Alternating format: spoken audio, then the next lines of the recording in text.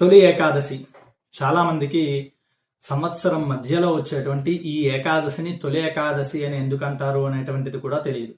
ఈ వీడియోని అందరికీ షేర్ చేయండి, అందరికీ తెలిసేట్లా చేయండి. పూర్వం మురాసురుడు అనేటువంటి రాక్షసుడు బ్రహ్మగారి వరం చేత పురుషులు ఎవరి చేత మరణించని వరాన్ని పొందాడు.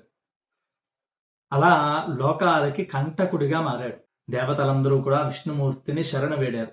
అయితే విష్ణుమూర్తి ఏం చేశారంటే మురాసురుడితో యుద్ధం చేశారు. కొన్ని వేల సంవత్సరాలు జరిగిన తర్వాత ఇద్దరూ అలసిపోయారు.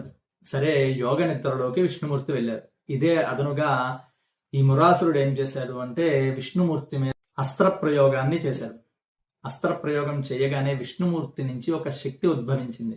మనకి కూడా చూడండి, నిద్రలో ఒక దోమ కుట్టింది అనుకోండి, నిద్రలోనే దాన్ని తోలుకుంటాం. అలాగే విష్ణుమూర్తి నిద్ర నుంచి ఒక శక్తి ఉత్పత్తి అయింది.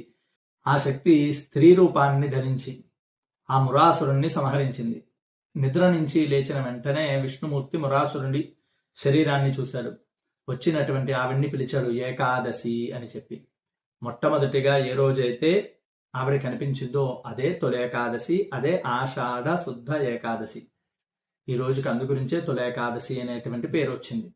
దేవతలందరూ కలిసి ఏకాదశి దేవికి అనేక వరాలు ఇచ్చారు. దానిలో ఒక భాగం ఏమిటి అంటే ఏకాదశి రోజు ఎవరైతే ఉపవాసం ఉంటారో వారు ప్రత్యక్షంగా విష్ణు సాయుధ్యాన్ని పొందగలుగుతారు అని. కాబట్టి ఇటువంటి ఏకాదశి తిథిని విష్ణు నామస్మరణతో అలాగే విష్ణువుకి తులసి అర్చనతో మనం నిర్వహించుకుందాం. సర్వే జనా సుఖినో భవంతు.